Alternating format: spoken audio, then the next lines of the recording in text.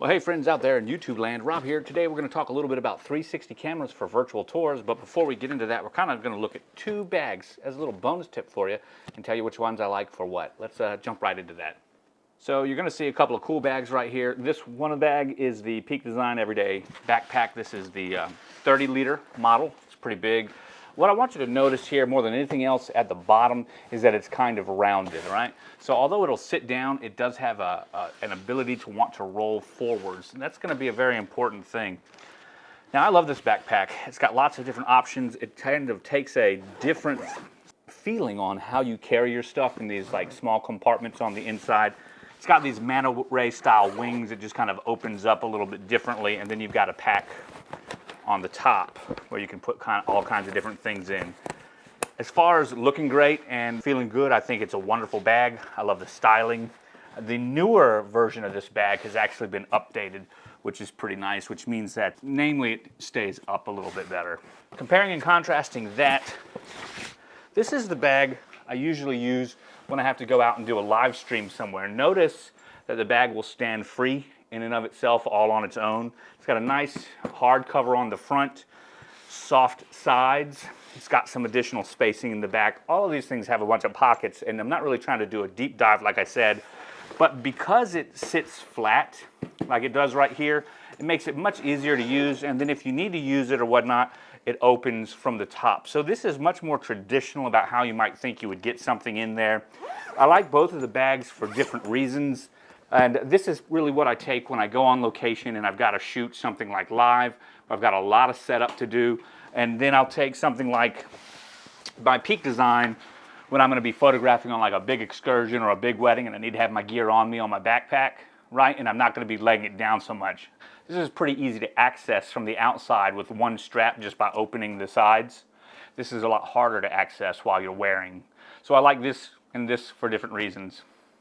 But that's not why you came here today. That's just a little pro tip. I hope that was a lot of fun for you today. We're going to be talking about 360 cameras, like the Insta360, specifically how it deals with virtual tours. And if you like that idea, stick around. I'll help you out here and make a decision in just a moment. We'll catch you on the scene change.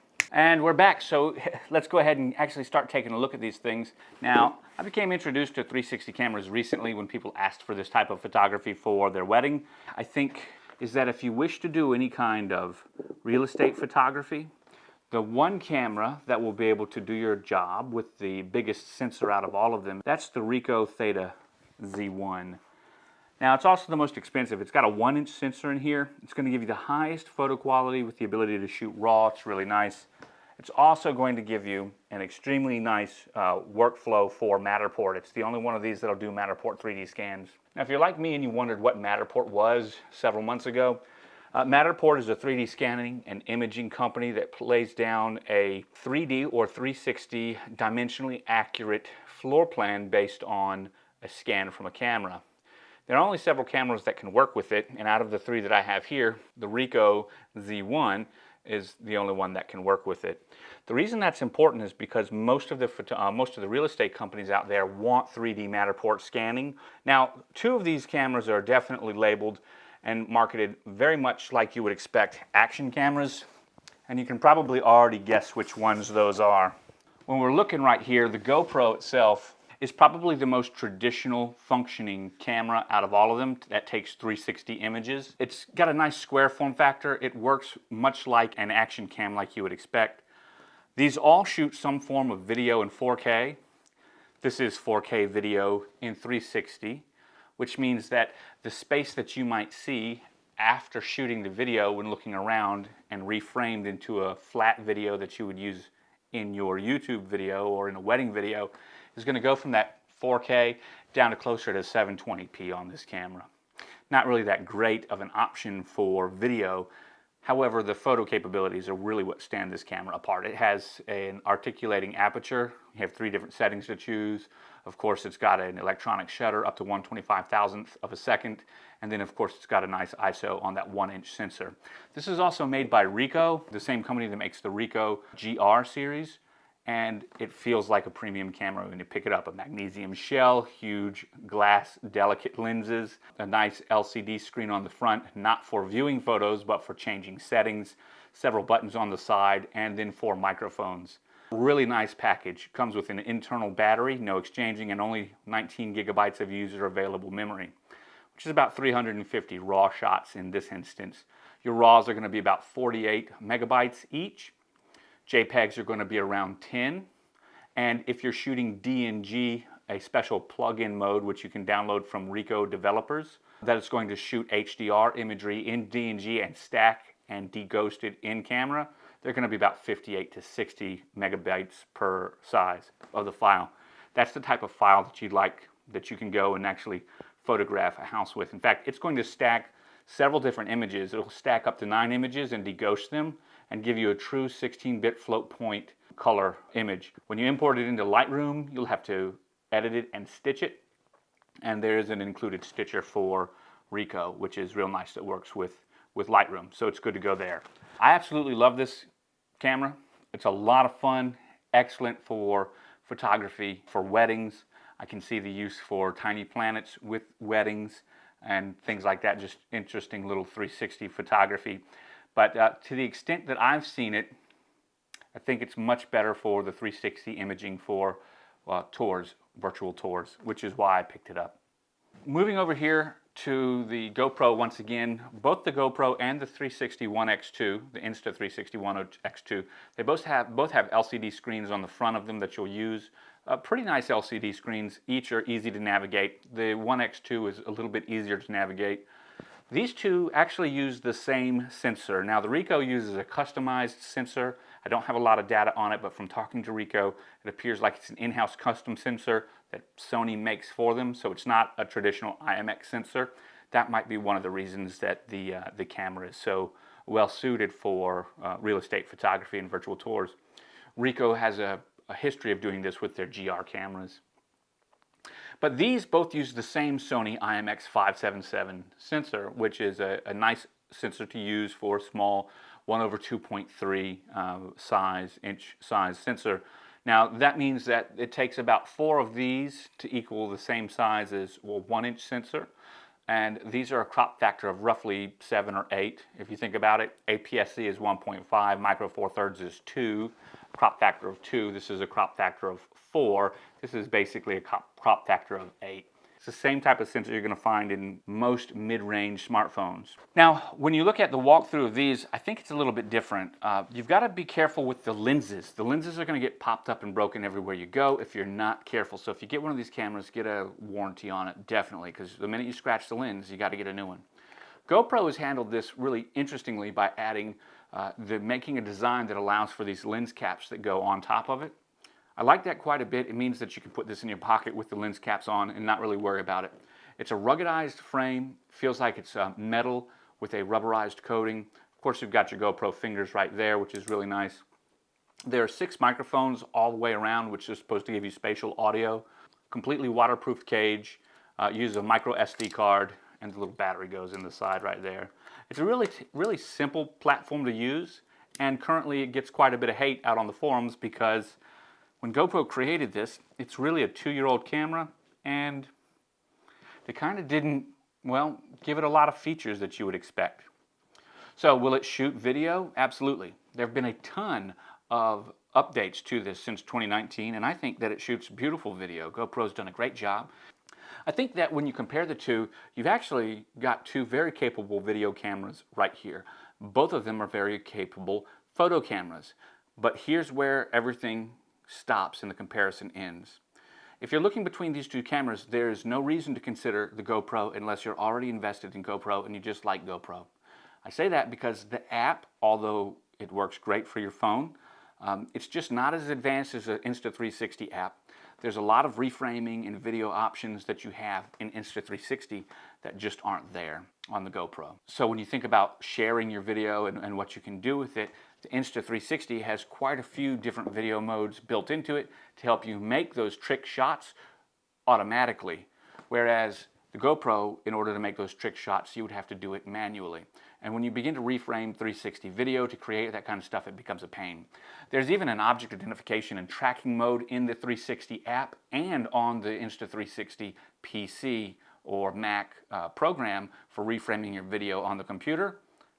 Well, there is none on the GoPro. So even having that simple subject tracking, which makes following a subject in a 3D world or 360 world a lot easier, GoPro just falls short. The video quality between the two, I think, is pretty much equal.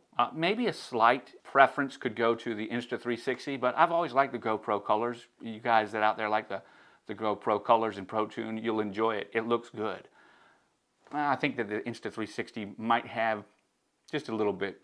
And where that will be is if you prefer a not so crunchy field, you know, crunchy kind of crunched out blacks. GoPro's going to give you a little bit more contrast and crunchiness.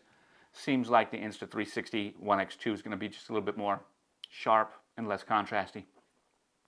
However, if you don't like any of that, you can always grade it yourself by putting on a flat color profile. Both of these seem to grade pretty nicely.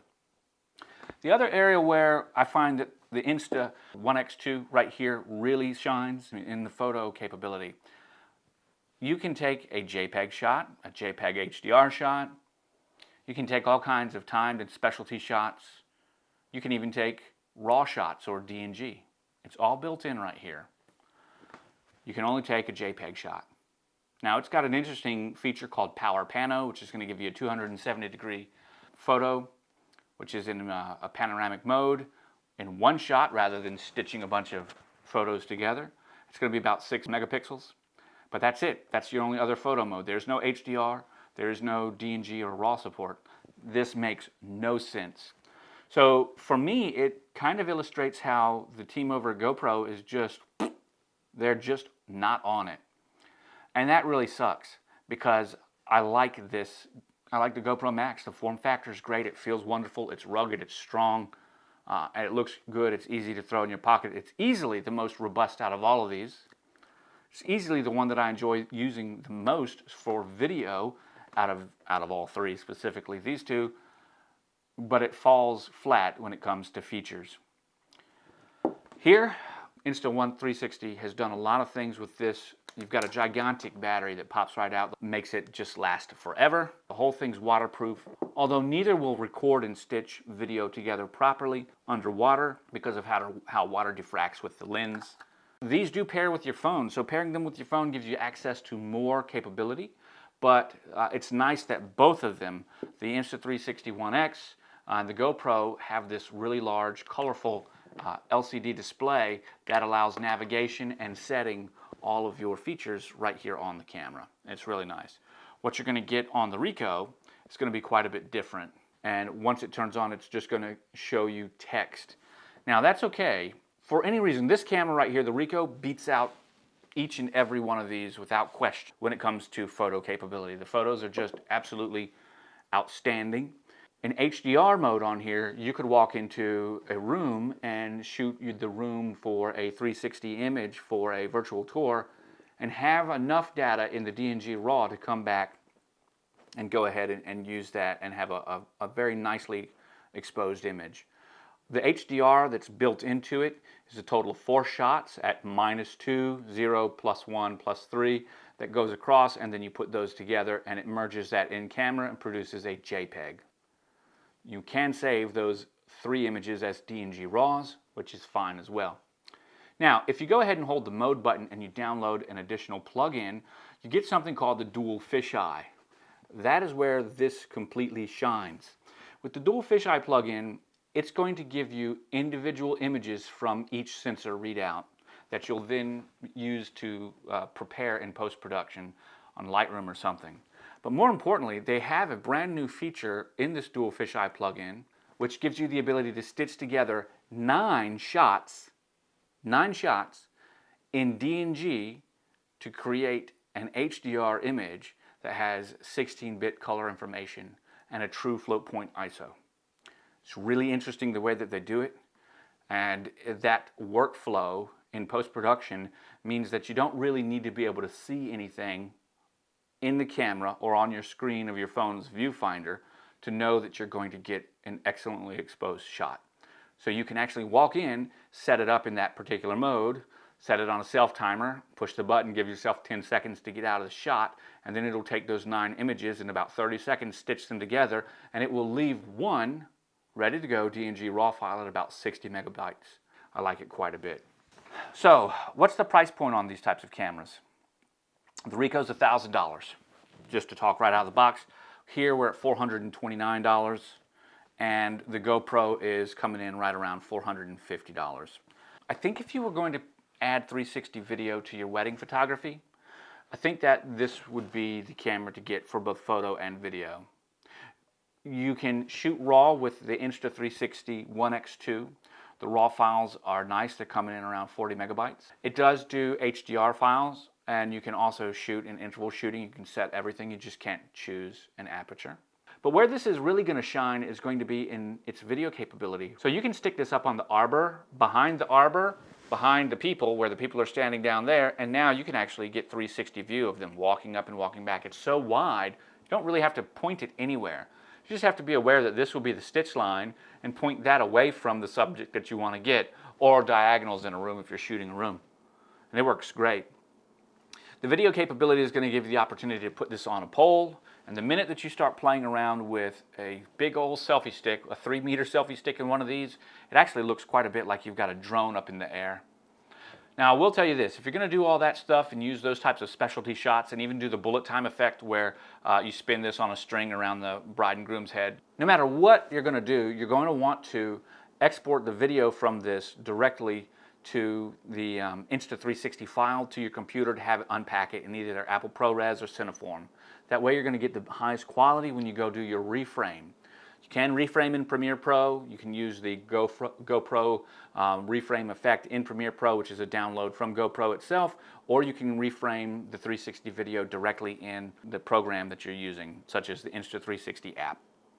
Makes it real easy, but getting that reframed footage in Cineform or ProRes means that you then have the ability to rebuild that into your 4K timeline, which is just going to give you a better quality when you upscale that 1080 frame. Remember, it's recording 6K or 5.7K in 360. The window that you use to view is only going to be about a 1080p window in that. So those are my thoughts on these cameras. If you're going to get any one of these, I'm going to tell you right now, you need to get the Insta1X2. That's what I would get. If I was just doing weddings, the Insta1X2, one and done. If you're going to do real estate photography, you can do real estate photography with either one of these in 360. The only one of these three that will do Matterport scanning, which is important for some realtors in different law or different firms, they're going to want that. That's going to be this one. There are 4 cameras that are available for Matterport scanning. The Insta360 1R, which is the square version of this. The Insta360 1X, which is the original version of this. And then this one, the Ricoh Theta Z1 and the Ricoh Theta V. The Ricoh Theta V is about $400. If you're going to get the Ricoh Theta V, skip it. Get this one, the Insta360 1X2. They should have an update coming shortly for the 1X2 to be Matterport compatible. And that kind of calls it an end to this. Tell me what you think. Which ones do you like? Leave your comments down below. If you'd like to support the channel, go ahead and use the Amazon affiliate links. None of this is sponsored, produced, and paid for all this with my own money. I hope it's very helpful for you. If you've got any questions, leave them down below. Until then, I'll catch you on the flip side. Thanks for watching.